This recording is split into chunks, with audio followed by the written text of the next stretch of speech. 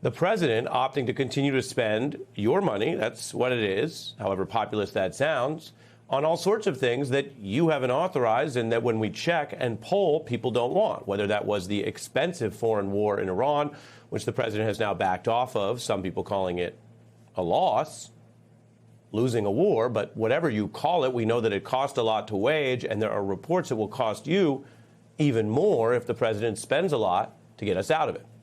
Now, that's big, big spending. There's other spending that can feel symbolic, but still tells you about this White House set of priorities. Trump's ballroom, which, of course, they sold, like so many Trump projects, on a price tag that was not real. They claimed that you wouldn't pay. In other words, if it was only going to be private donors, aside from perhaps corruption issues, maybe that doesn't affect you, and so you're not supposed to care that much, except it's not true.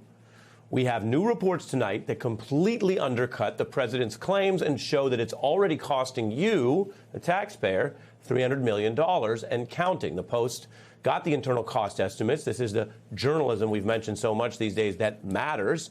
This is not opinion. This is not criticism. This is just dogged reporters, journalists at the Post doing their job, getting the receipts and finding out this. The total cost ballooning to over $500 million. $307 million of that, as mentioned, is about the ballpark for taxpayers, and you might pay for more. I want to remind you exactly how Donald Trump sold this, not unlike his campaign and other past business ventures. The pitch is far from today's reality. You've been so generous in your contributions, very substantial money, fully financed. It's fully taken care of now. And, in fact, we'll have money left over. Fact check, false. It was not fully financed by private donations. They do not have money left over, not on track to anyway, based on what we're seeing. The Post reports that this was basically known so that people around Trump, if not the president himself, should have known that the work was already projected to rely heavily on taxpayer dollars from the moment it was announced. And then you have something that is a swamp metaphor turned into an actual swamp.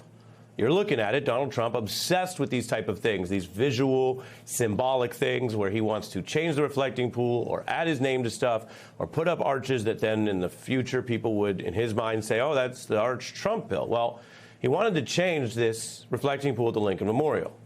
And so, again, when you talk about priorities, this goes all the way to the top. The president and his aides spending time, money, and energy on this project, which is now over budget and not working. The green you see is from an algae infestation. It's turned it noticeably green. I will say, to be clear, as anyone who's been around Washington knows, or if you've reported on these issues, other administrations have dealt with this. It was a known recurring issue, and other presidents and their administrations have looked into it, not usually with as much presidential attention as Trump, but here we are again. So you have the actual algae swampy problem in a reflecting pool that Trump was spending a lot to try to fix. Trump ordered American flag blue for the reflecting pool, puts one headline in the Times, it's green again. So what are they doing? Well, I don't want to give you any COVID flashbacks, but yes, they're reaching for the bleach. Federal workers seen pouring all this bleach into the pool, which is obviously a short-term or cosmetic effect at the coloration, money and energy, while other people, of course, are worried about gas prices and inflation. J.D. Vance was on The View today. He said he loves the inflation. What he said, Anna, what he said is that he loves the fact that the inflation is going to come down when this war is over. That's what he said. That's not what he said. That wasn't a direct. Are you his interpreter or are you his vice president? Come on.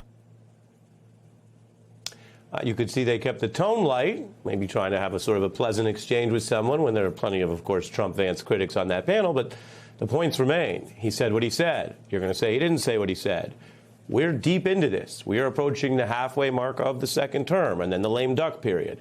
And having people come out and just claim Trump didn't say what he said and up is down and the war didn't happen or the war wasn't expensive or he doesn't love the inflation, this stuff is wearing thin on today, as I remind you, another voting day. Now, the wider context is not something as sort of potentially ephemeral as the color of the water in that reflecting pool. It is the war we've been waging. Trump is facing questions about how he got out of this and whether basically Iran, having paid a certain price on the ground, ultimately did what Iran has done in other conflicts with other nations and past U.S. administrations. took the beating and waited it out. We had generals and experts on this program and others, I'm sure you've heard, and we've seen it written in print as well, who said you cannot basically wage an air war to victory. That it doesn't happen, hasn't happened. You can't bomb your way to victory, and no one, not even the Hawks and the Trump cabinet, wanted to do a ground war. So we ended up back sort of where we started, but actually worse off because we're paying for it, and the questions are growing. Take the Drudge website, which is kind of clickbaity, but leans right. Their front page has these headlines: Make Iran Great Again, War for Nothing.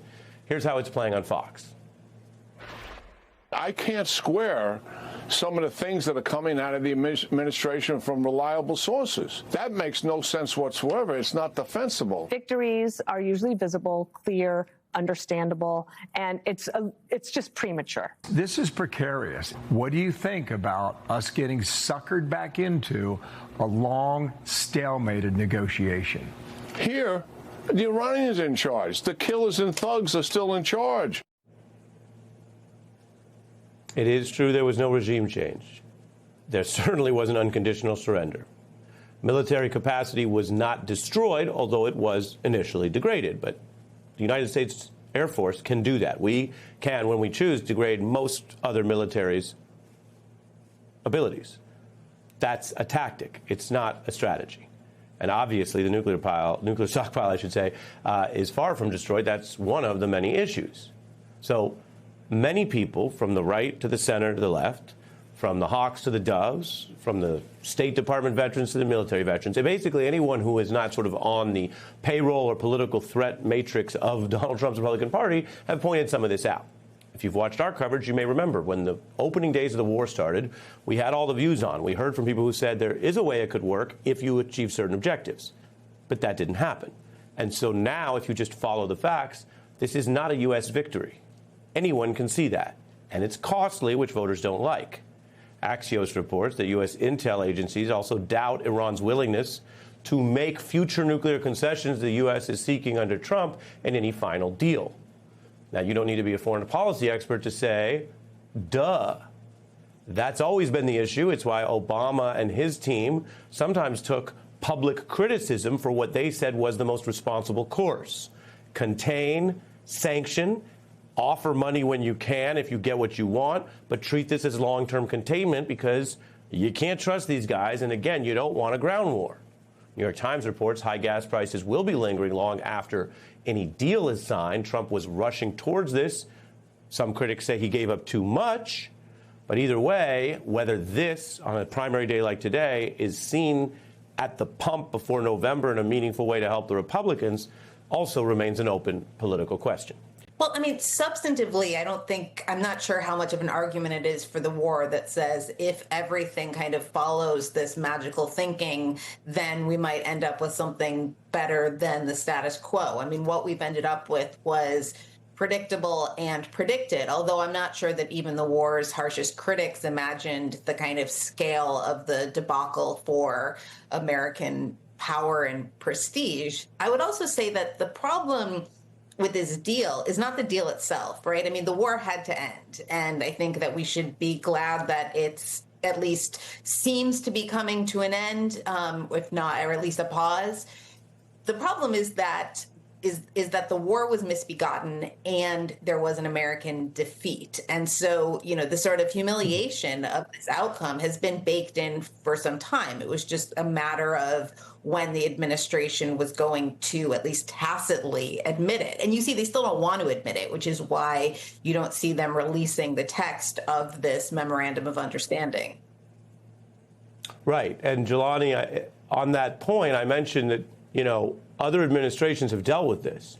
You have a bad challenge and you end up with the best accommodation you can make. A lot of foreign policies like that because there's a lot of bad regimes out there. It's not the United States' job or really possible to fix, even if we could, 100 other countries. And so when Obama made those Iran deals, I want to show you one thing and I'll let you in. Obama made the Iran deals, got criticized, held the line. Jon Stewart makes the point that Trump played himself and ended up in a similar place with more problems. Take a look. That horrible, stupid deal where President Obama paid $150 billion for nothing. What kind kind of a f***ing idiot would try and dangle billions of dollars in exchange for a deal with Iran? U.S. officials did mention that in addition to sanctions relief and the unfreezing of Iranian funds, there could be something like a $300 billion fund to help rebuild Iran. Only the great Donald Trump could fight a costly war to get the United States to remove the sanctions put on Iran by Donald Trump. In the words of the great Winston Churchill, you played yourself. Jelani.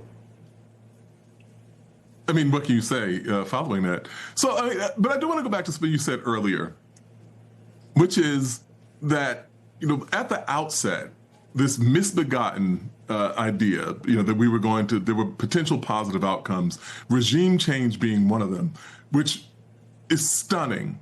The U.S. problem in Iran began with regime change. It began in 1953 with the U.S. involvement in pushing out the Prime Minister Mossadegh and vastly expanding the Shah's authority, which in itself leads to the 1979 revolt and revolution, and in turn is predictive of why there's so much animosity toward the U.S. When that revolution takes place. And, we go through all of this and then we think that the potential solution to the problem is more of the thing that created the problem in the first place.